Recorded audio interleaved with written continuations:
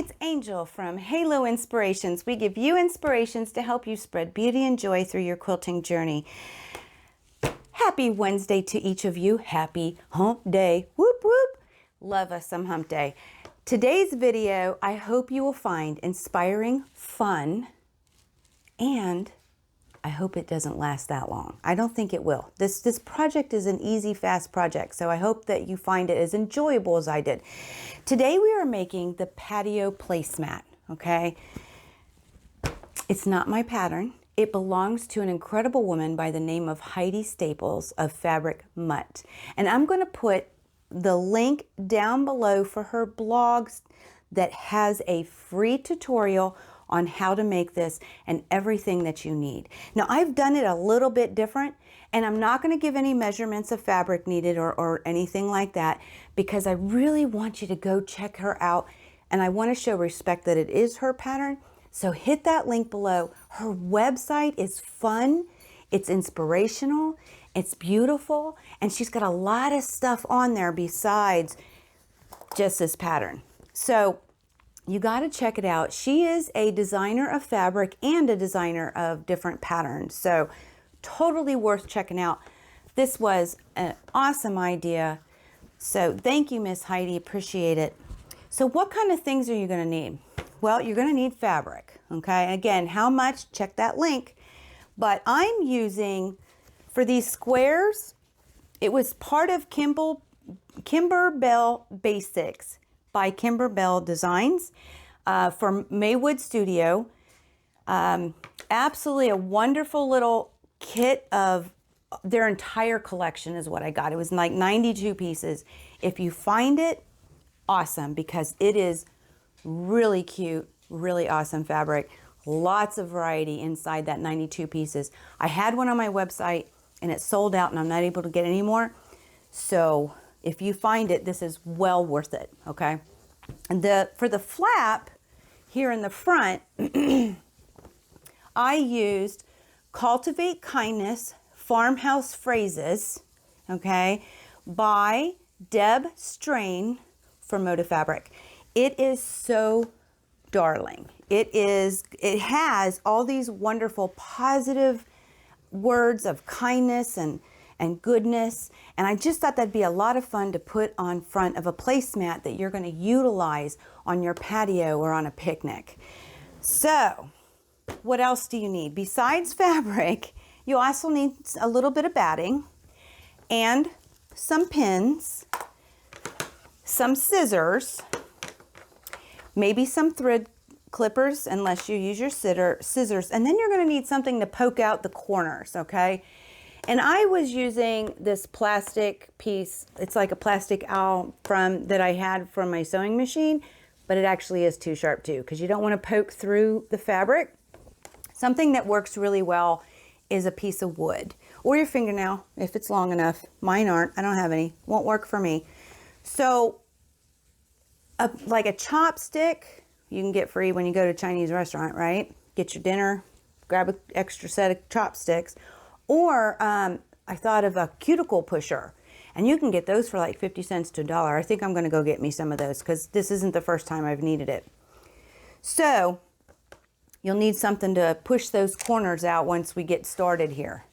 And the last thing you're going to need is some kind of coordinating thread. And the reason is because you're going to stitch to form the two pockets, and the stitch is going to show, and you're going to stitch an outside top stitch to close everything up and just give it a little decorative finish, okay? I chose to use Dove 2600 is a number by Aurifil Threads. It's a 50 weight. I use it to piece. I use it to quilt. I use it for everything.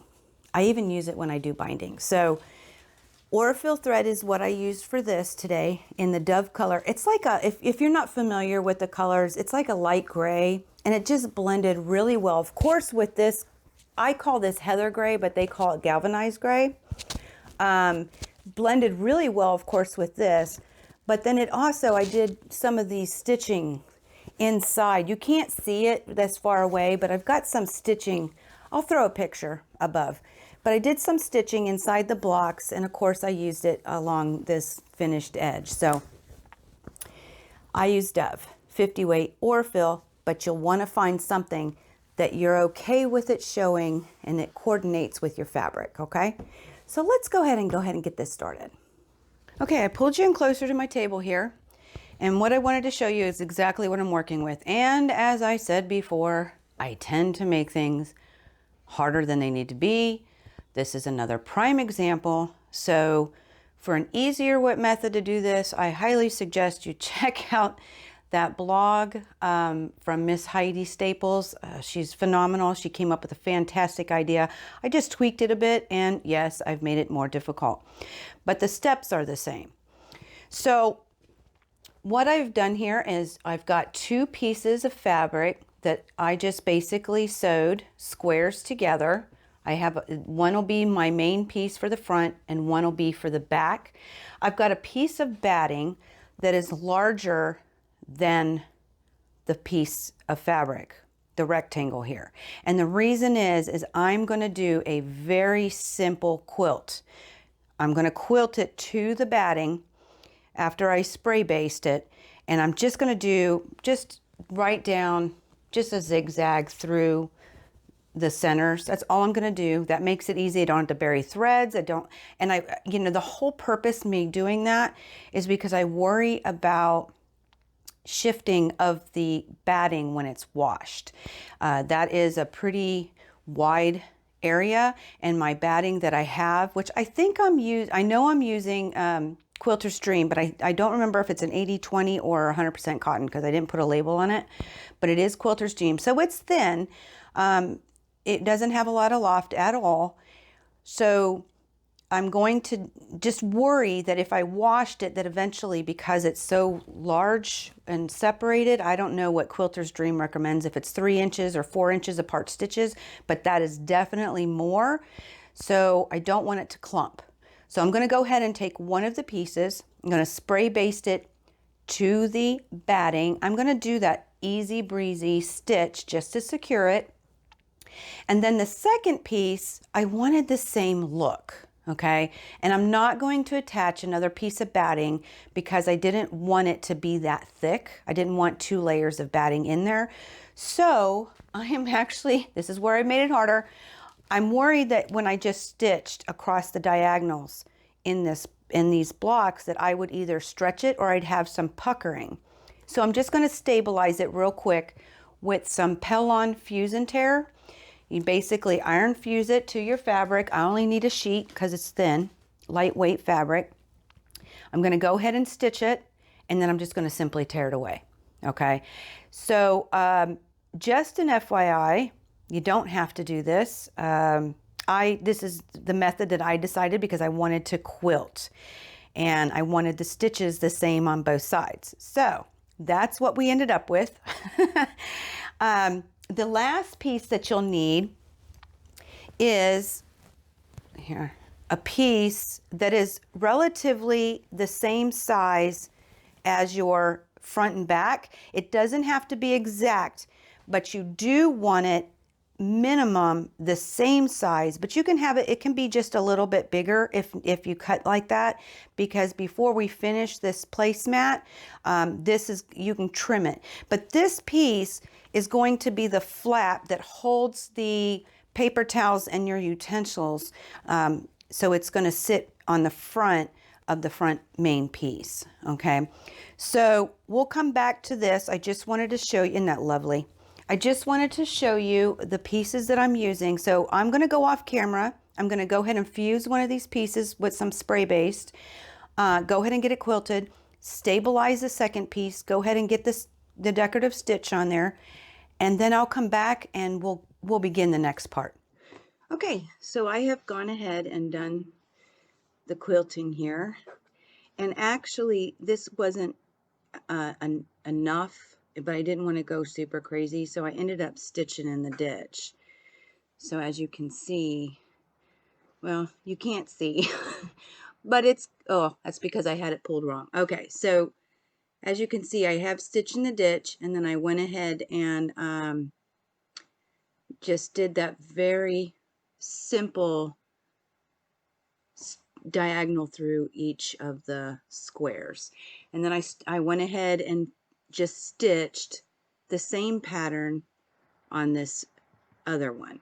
Okay, now the next step, and I did trim it, so I went ahead and trimmed it. So if you do quilt any backing or batting, excuse me, to one of your main pieces, you can go ahead and do that and go ahead and trim it at this point. Okay, now the next step is to take the piece that's going to be your flap, okay, and you're simply going to fold it in half,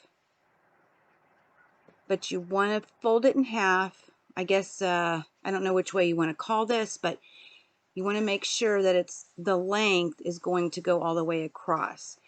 Then what you're going to want to do is you want to take up here and just on this fold and do a very simple top stitch, just a straight normal stitch about 1/4 inch from the fold.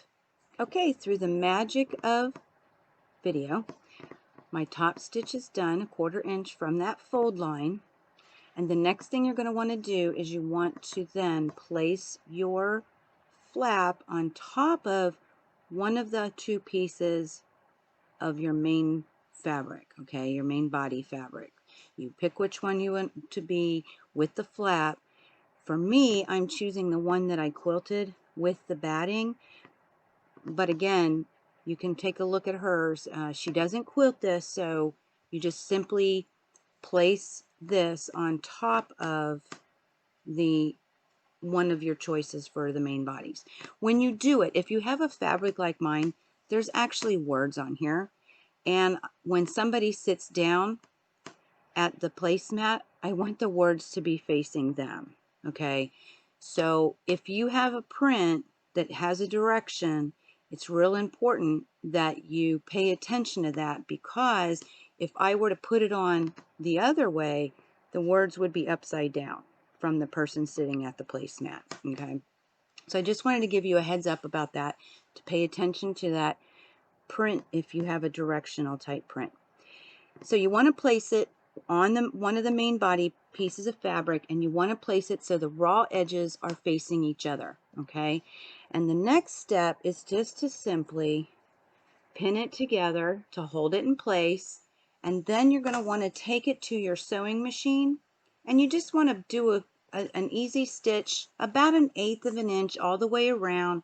It's just to baste it. If you got a basting stitch, that's great. It's just to help hold it better in place, but you want to be sure that it is about 1/8 of an inch, but less than 1/4, so that whenever we do this at the end, that it in fact it won't show. Okay, so I'm going to take this next, and you're just going to sew it just along here on these 3 raw edge sides. You're not going to sew where this top flap with the fold that you did the 1/4 inch line on already, the stitch on already. So just these raw edges, about 1/8 of an inch or so. Okay, so I have mine all basted together. The pocket is basted to my main body with the batting. That was my choice again. Now if you'll notice over here, remember I talked about if you cut just a little bit bigger, whenever you top stitch, you want to, or I'm sorry, base stitch, you want to go 1/4 inch from the fabric underneath. Not if you have this bigger, you don't want to do it there. You could also trim it before you did the basting stitch, then you wouldn't have to worry about it, but I just wanted to give you a heads up about that.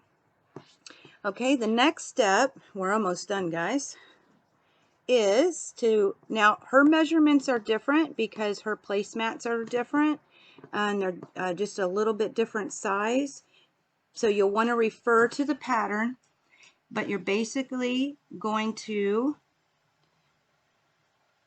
draw a line with your, now remember this is going to be exposed, so don't use something that's permanent or not going to come off, because people will see this. So what I'm going to do, just making sure I'm straight here, is I'm going to use chalk, and you want to go from the right side. I don't know if you could tell, but you want to do, the pocket is what we're making. Her measurement for the pocket is different, but you use that measurement, line up your ruler, And then take your marking tool, either chalk or whatever it is that you like to use, as long as it will come off, guys, because people will see this, okay? And then basically what you're going to do is you're going to stitch that line. So again, I'll do this off camera, and then we're going to build this up, and we just have a couple more steps. Okay, so I have my pocket here stitched. Yes, you'll still see the chalk until I get rid of it, but it's done. And so this is where your utensils are going to go, and this is where your placement, or your, I keep saying that, it's paper plate will go. Your paper plate will go in here, and your utensils and maybe your napkin. You can put the napkin in here too, but you have 2 pockets, okay, to help keep everything fresh. Now the next step is you're going to take one of your pieces, the other piece that does not have the pocket, you're going to want to put it face up, okay? So the pretty side is up, the wrong side is down, and you kind of want to decide at this point what you want to be your top or bottom. If you have directional fabric, again, I would pay a little close attention to that. I think I'm going to leave it just the way it is. And then what you're going to want to do is then you want to take your second piece. If you did it according to the pattern, you'd want to put your second piece with the pocket down, face down, right side facing down. So the right sides are going to be together, okay? And then you'd put your batting on top. Now because I quilted it, it's the same order, but mine's just, these are all together already. But you would put your batting on top. Then you're simply going to, I'm going to go ahead and trim this before I actually sew, but you're going to want to, let's see, which way's the top? So this is my bottom, okay? And you want to pin them together, your batting, your 2 pieces with the pocket inside, and the bottom piece with the right side facing up. And I would start on the top, and you want to go ahead and do a 1/4 inch all the way around, okay? And then you want to leave about 6 inches on the top open. So back stitch at the beginning, so all the way around a 1/4 inch, and then back stitch at the end. That way you won't lose your stitching. So I'm going to pull you out, and we're going to finish this up because we only have a couple more steps left. Okay, I went ahead and pinned mine with the back piece on top. Most of the time I would imagine you would want to do it with the batting on top. What I can tell you by quilting first, remember when you quilt, it can kind of shrink the sides. So when I quilted it first, that piece is just a tad bit smaller.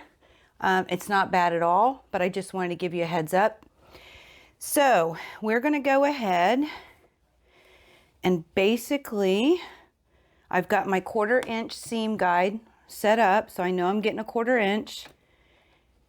And we're going to basically sew a 1/4 inch all the way around, leaving back stitching at the beginning and at the end. And then we're leaving about a 6 inch gap, okay? Don't forget to do that back stitch because it'll help keep that in check for you.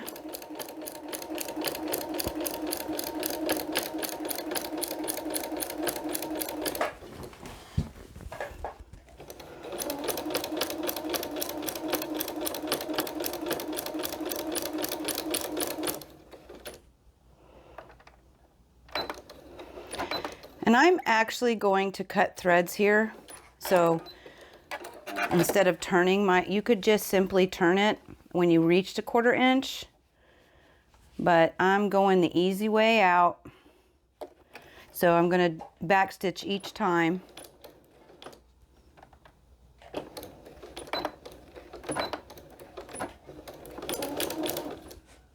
And I did pin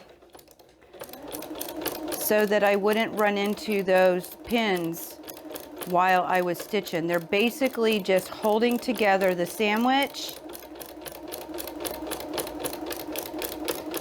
so that everything stitches just great.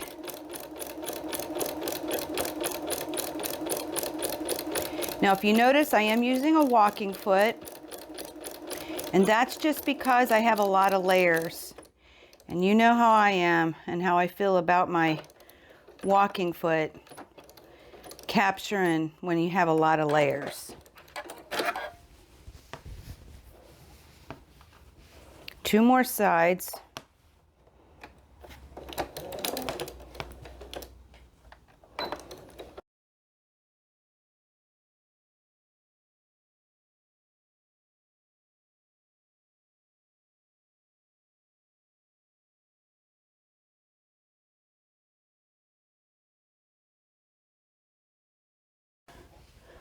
Okay, this is the last side, guys, and just as a reminder, make sure you stop with that opening and back stitch it.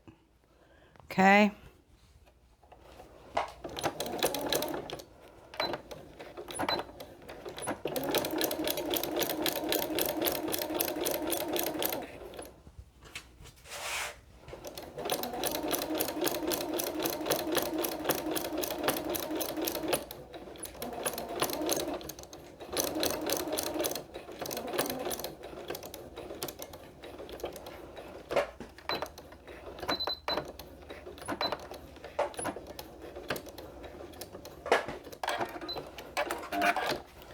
Okay,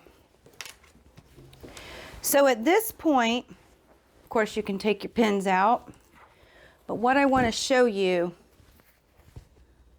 oh good, you're going to have all this extra bulk in the corners.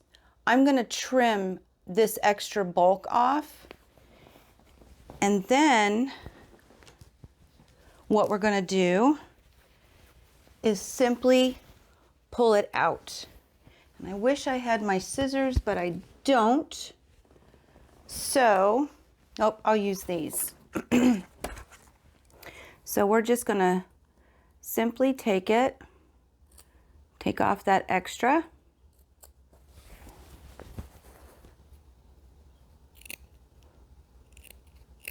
Okay. On all, it just helps get rid of some of that bulk.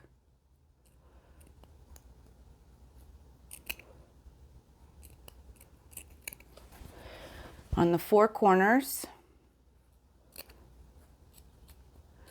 Now I did grab, I do not have a chopstick or a long stick of any sort. So I grabbed what came with my sewing machine. It has like a plastic owl. But what you're going to do is you're going to take your hand inside your hole, okay?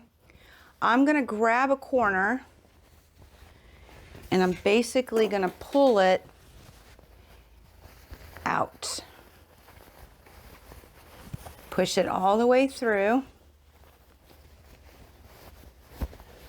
Okay.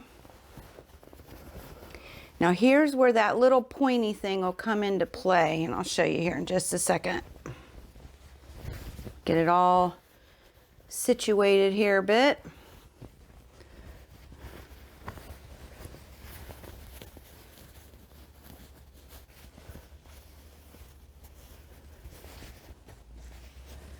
Okay, so I got a string hanging out.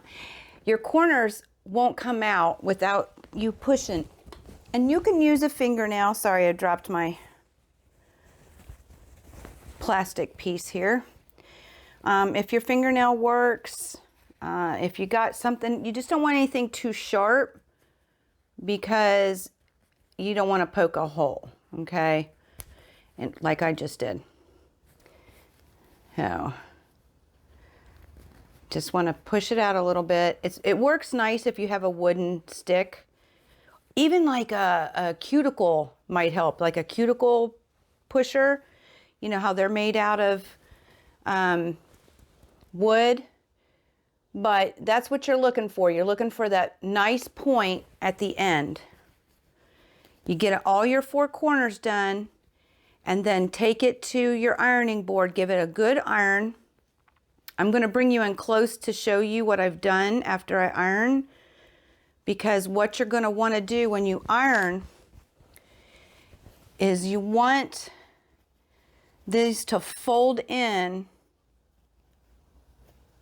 Okay, you want it to fold in like so to make it easier for you to, you're going to top stitch all the way around and close this off. Okay, so I'm going to get these corners pushed and I'm going to get this ironed. When you iron with the idea that you're going to fold these in, but you can give the whole thing a really nice press, make it nice and pretty, and I'll see y'all in a bit.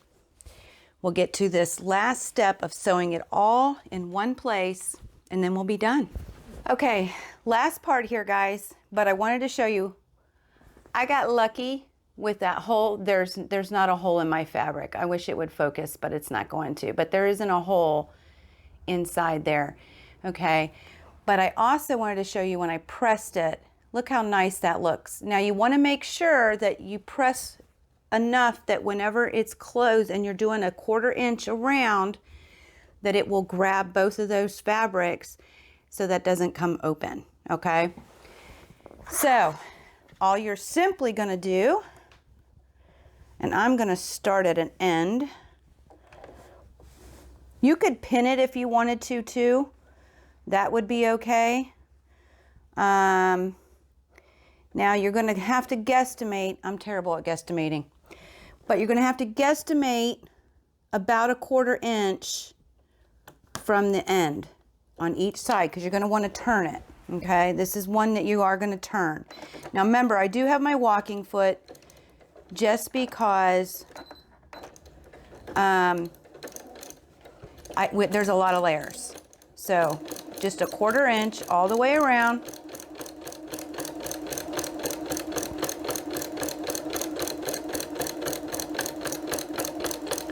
And you're basically giving it a decorative stitch and you're closing off that hole when you made that, when you wanted to pull it in, outside in or inside, I don't know, whatever which way, when we pulled it through.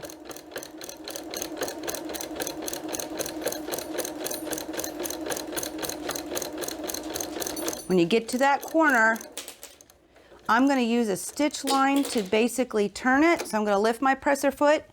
Oh, it worked out perfect. And I'm just going to go ahead and turn it.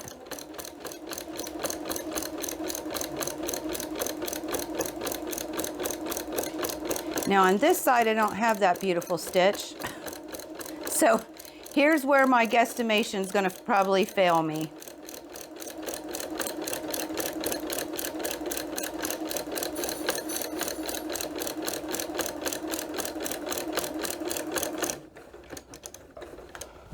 Here we go. Let's see here. Nope, I need to go a little bit further. There we go. Now I can go one more. Don't be afraid to do that because I am not good at looking at it and saying, yeah, that looks like a 1/4 inch. And my foot moved. Here we go. There we are.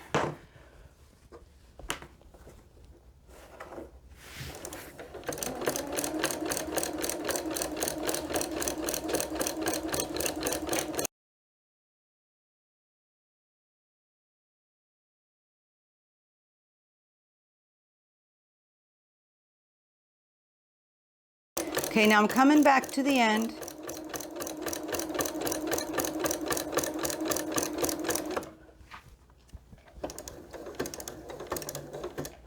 I am going a little bit slow. I am going to make the turn. I'm going to try and stitch right on top.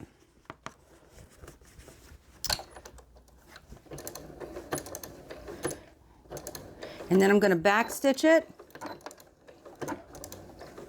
Cut threads.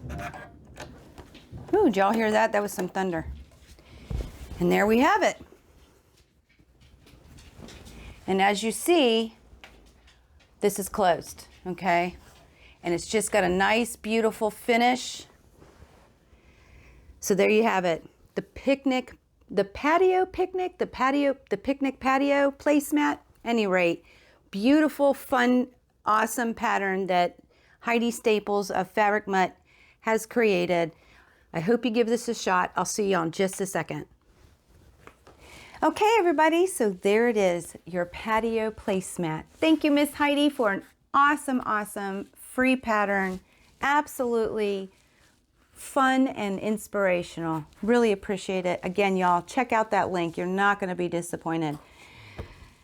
So that is it. If you have any questions, please do not hesitate to drop them in the comments below, or you can come visit us on Facebook. I will be there today at 3 p.m. Eastern Standard Time to answer any questions you may have. If you like this video, please like, share, and subscribe.